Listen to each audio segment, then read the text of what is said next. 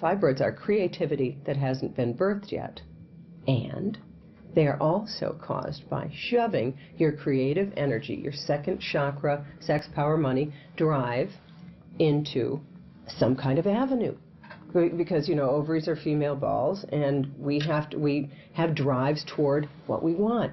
In my case, I wanted partnership in my relationship. And my relationship was not where I was going to find partnership.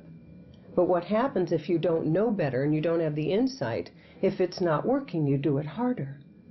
And so I kept trying everything I knew to do to fix the marriage, which is completely dumb. I mean, you have to work on fixing you or transforming you. But the fibroid had gotten to this certain point, and then I had the surgery, and as I did my recovery, I said, when I do this recovery, I want this to be the postpartum rest that I have never given myself. And I rested for a whole month. And I said, you know, the next thing that comes out of my womb, I am going to have a postpartum rest. And so I began to change patterns in my relationship because I started to take care of my deepest self, starting right with my womb, the center, really, of a woman's body. And that began to change the dynamic of the relationship, and it really had nowhere to go. Though you don't know that until retrospectively. I mean, it's like I really, even in the divorce proceedings, was certain that I could do something to make it work. So we have these mental patterns, and my pattern certainly is like, show up and get her done. Okay, and it works good, you know, but it doesn't work in a relationship or in some place where you have to let the universe bring in what's missing. That's more yin. I was very good at yang. I'm a really good surgical type brain, but this was to balance and allow something to come to you. People do affirmations, and they do their journals, and they wear purple and all that. But boy, when it comes to the vagina, the vulva, the breasts, the uterus, that all goes out the window. Because these organs, we're taught these are lemons. These organs were created because Eve ate the apple and screwed up. And these are going to get you. And so the whole conversation around women's health is, what can go wrong? Let's screen for what can go wrong. And if we don't find it this year, come back next year. We will. And so in my own body, in my own life, in my own profession, it's been, how do we turn the conversation around? And it begins with changing the way you think about this female body.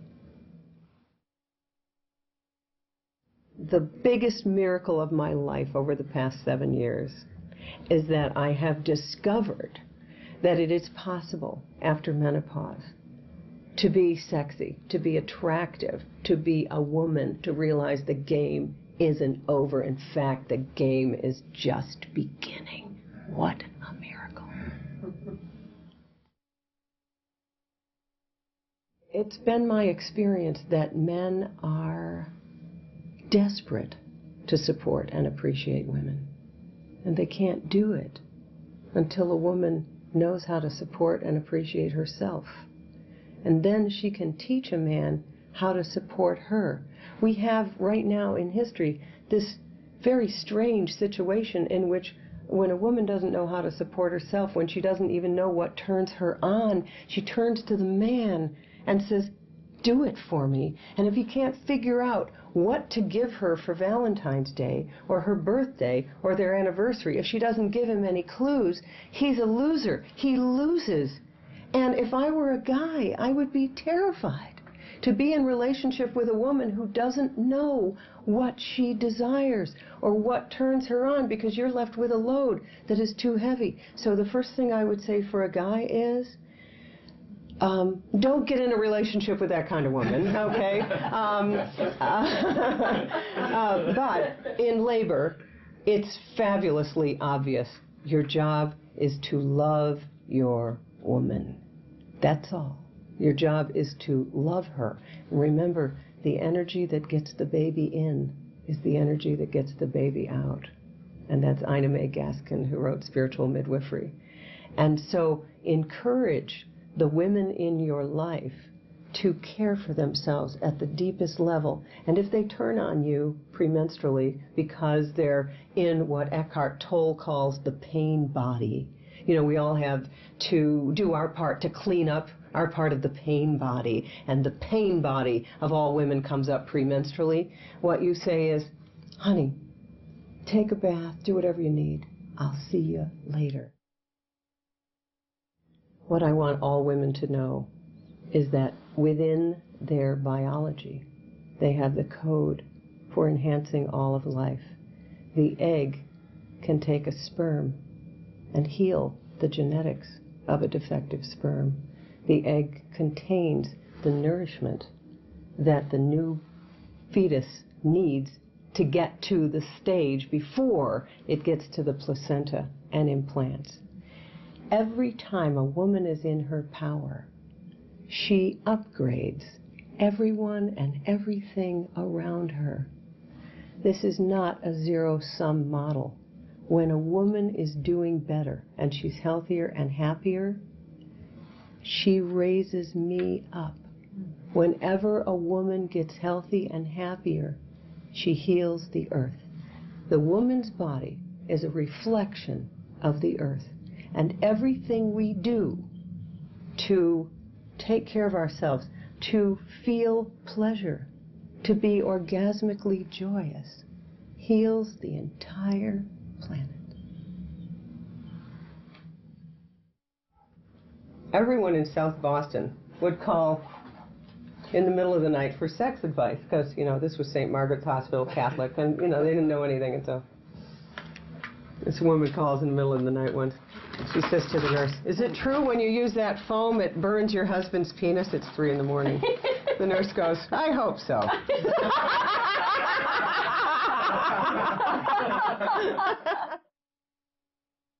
There's this interesting thing that happens when somebody gets it, really downloads a more positive way of thinking.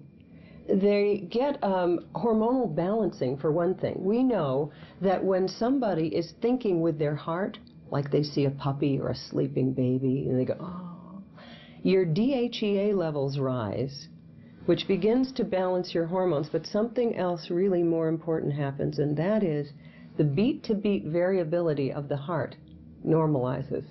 And you get into this wave pattern that you can see on a heart rate monitor that actually begins to balance the entire body, given that the heart is a huge electromagnet that in fact trains the rest of the body.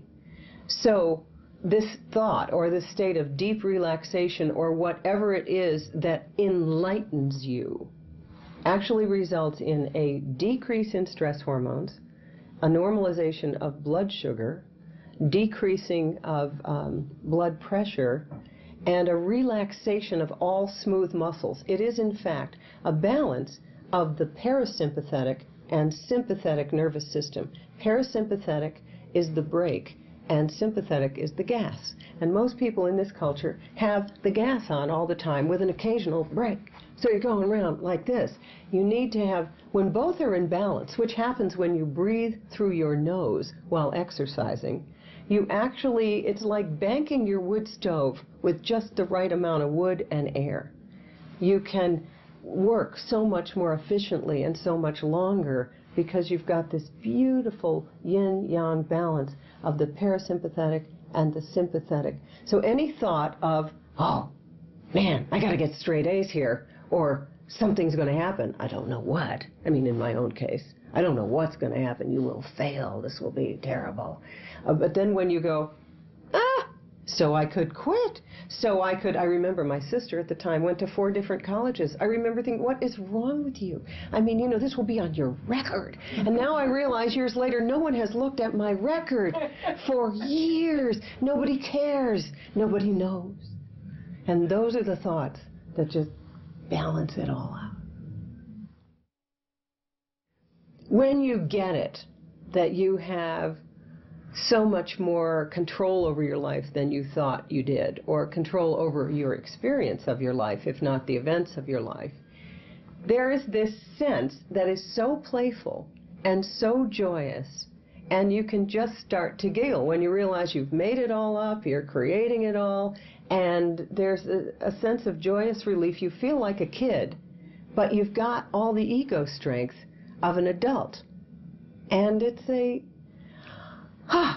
but just before you get there, there's usually this time of pain-filled joy or joy-filled pain, where you might have to break down with some deep sobs. I had that happen in a workshop with Ann Wilson Schaaf, and we were doing an intervention on one of my partners who we suspected was an alcoholic, and we all went to get over, to cure our codependence. We knew it was killing us. We started a women's clinic, right? We were blaming the guys. They weren't doing it right. We're going to do it right.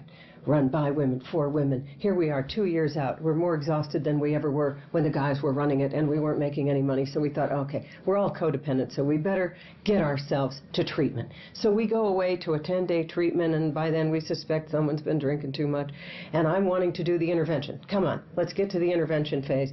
And it's day 8 of this workshop, and people are down on the mats, and they're crying, and they're weeping, and I'm thinking, you poor slobs, you've got so much pain. The rest of us have it together. You don't, of course. And it was like being in labor and delivery.